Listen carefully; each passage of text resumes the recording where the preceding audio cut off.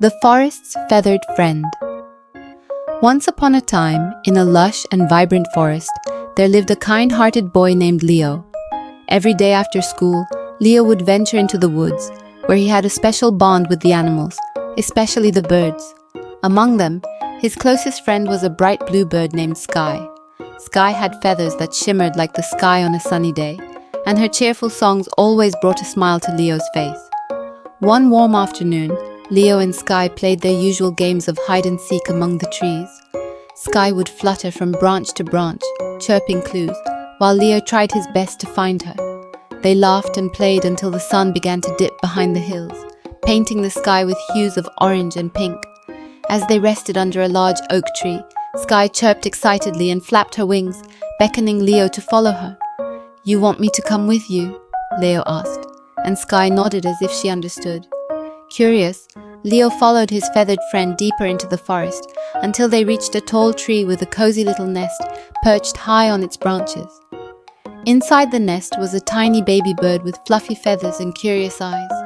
Skye chirped softly, introducing her baby to Leo. The boy's heart swelled with joy as he gently waved at the little bird. "Hello there, little one," Leo whispered, feeling honored to be invited into their world. Suddenly, the peaceful moment was interrupted by the frantic flapping of wings. A brown bird, limping and clearly injured, landed near them. Its feathers were ruffled and one wing hung at an awkward angle. The bird chirped weakly, pleading for help. Skye looked at Leo, her eyes full of concern. Without hesitation, Leo scooped up the injured bird in his hands and promised, "Don't worry, I'll help you." He ran as fast as he could to the nearest town, where a kind veterinarian named Dr. Elena examined the bird.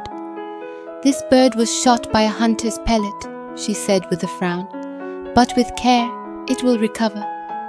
Leo stayed by the bird's side until its wing was bandaged. As he left the clinic, he couldn't stop thinking about what the vet had said. Hunters were harming the forest's precious creatures.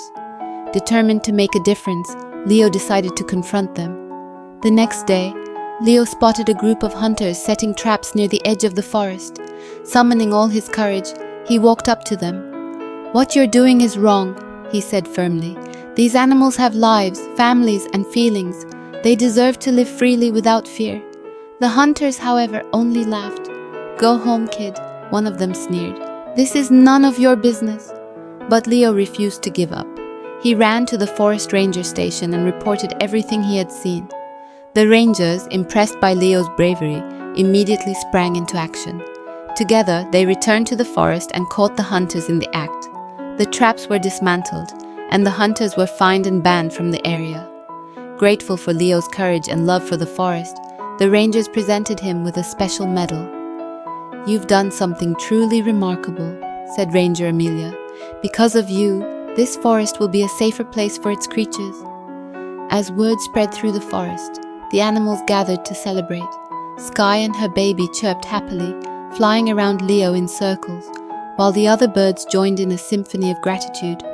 For the first time in a long while, the forest felt safe and full of life. From that day on, Leo became the guardian of the forest, ensuring that it remained a sanctuary for all its inhabitants.